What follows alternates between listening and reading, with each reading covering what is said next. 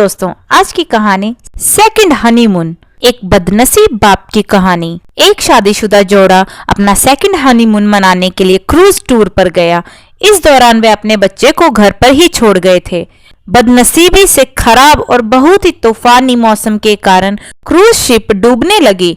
सभी लोगों की तरह वे दोनों भी अपनी जान बचाने के लिए लाइफ बोट एरिया की तरफ दौड़े, लेकिन वहां भी सिर्फ एक ही व्यक्ति के लिए जगह बची हुई थी। अपनी पत्नी को डूबती शिप पर छोड़ आदमी लाइफ बोट में बैठ गया। पत्नी उसी डूबती शिप पर खड़ी अपने पति को दूर जाते हुए देख रही थी। वो चिल्लाकर अपनी पति से बोली। इस कहानी को यहीं विराम देते हुए शिक्षक ने अपनी सभी विद्यार्थियों को पूछा, क्या कोई अंदाजा लगा सकता है पत्नी ने पति से क्या कहा होगा? ज्यादातर विद्यार्थियों का एक समान उत्तर था। उन्होंने कहा, पत्नी बोली होगी कि मैंने तुमसे इतना प्यार किया और तुम मुझे इस तरह छोड़कर जा रहे हो। मैं तुमसे नफरत करती हूँ। शिक्षक की नजर एक शांत बैठे विद्यार्थी पर पड़ी। शिक्षक ने उससे जाकर सवाल पूछा। विद्यार्थी बोला, मुझे लगता है वह बोली होगी हमारे बच्चों का ध्यान रखना। शिक्षक को आश्चर्य हुआ। उन्होंने विद्यार्थी से पूछा, क्या तुमने ये कहानी पहले भी सुनी है? विद्यार्थी ने सिर हिलाते हुए बोला, नहीं, लेकिन बीमारी की वजह से दम तोड़ते हुए मेरी माँ ने यही शब्द आखिर में मेरे पिता से कहे थे। शिक्षक ने उस विद्यार्थी को सही जवाब देने के लिए शाबाशी दी। कहानी को आगे बढ़ाते हुए शिक्षक ने कहा, क्रूज शिप डूब गई और साथ में पत्नी भी। पति घर वापस लौट आया और उसने अकेले ही अपने बच्चों को पाल पोस कर बड़ा किया। कई दिनों बाद उस पति की भी मौत हो गई।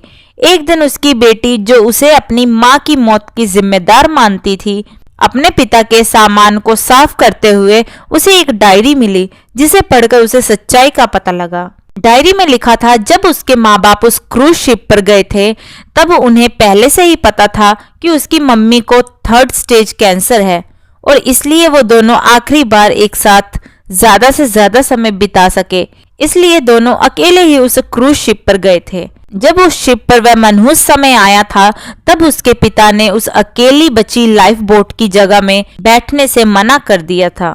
उन्होंने डायरी में लिखा था कि वह भी अपनी पत्नी के साथ उसी डूबती हुई शिप में डूब जाना चाहते थे, लेकिन सिर्फ और सिर्फ उनके बच्चों के लिए अपनी पत्नी के कसम देने के बाद उनको उसे अकेला छोड़कर उस लाइफ बोट में सवार होना पड़ा। इस डायरी को पढ़ने के बाद बेटी फूट फूट कर रो पड़ी। शिक्षक ने ये कहानी यहीं खत्म की और पूरी क्लास शांति में डूब गया।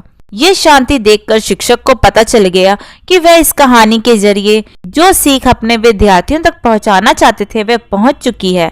इस दुनिया में अच्छे और बुरे लोग रहते हैं, लेकिन कभी कभी परिस्थितियां ऐसी विकट हो जाती हैं कि आप बुरे या अच्छे का फैसला नहीं कर पाते। इसलिए कभी भी हमें कोई भी फैसला लेने में जल्दबाजी नहीं करनी चाहिए। सिर्फ बाहरी चीजों को जान लेने से किया गया फैसला कभी भी सही नहीं हो सकता। बिना किसी जांच पड़ताल के और बिना दूसरों का पॉइंट ऑफ व्यू समझे फैसला करना छोड़ दीजिए। वह जो होटल में आपके खाने का बिल भरते हैं, इसलिए नहीं क्योंकि उन्हें अपने पैसों पर घमंड है, बल्कि इसलिए वह आपको पैसों से ज्यादा अहमियत देते हैं। वह जो हमेशा आपकी मदद करने के लिए तैयार रहते हैं, इसलिए नहीं क्योंकि उन्हें आपसे कुछ चाहिए, बल्कि इसलिए क्योंकि वह आप में एक अच्छा दोस्त देखते हैं। वह जो हमेशा मैसेजेस करते हैं, इसलिए नहीं क्योंकि उनके पास करने के लिए कुछ और काम नहीं है, बल्कि इसलिए क्योंकि वह आपको बहुत याद करते हैं। और वह जो हर झगड़े के बाद पहले माफी मांगते हैं, इसलिए नहीं कि वह गलत होते हैं, बल्कि इसलिए क्योंकि उन्हें अपनी बातों, अपने गुस्सों और अपने ईगो से ज्यादा आपकी परवाह होती है। तो दोस्तों, आपको हमारी आज की कहानी कैसी लगी कमेंट करके जरूर बताइएगा। कहानी पसंद आई हो तो वीडियो को लाइक शेयर करें और चैनल हिंदी स्टोरीज डियर को सब्सक्राइब करें। वीडियो को पूरा देखने के लिए बहुत बहुत धन्यवाद दोस्तों। मिलते हैं अगली कहानी में, तब तक के लिए जय श्री कृष्णा।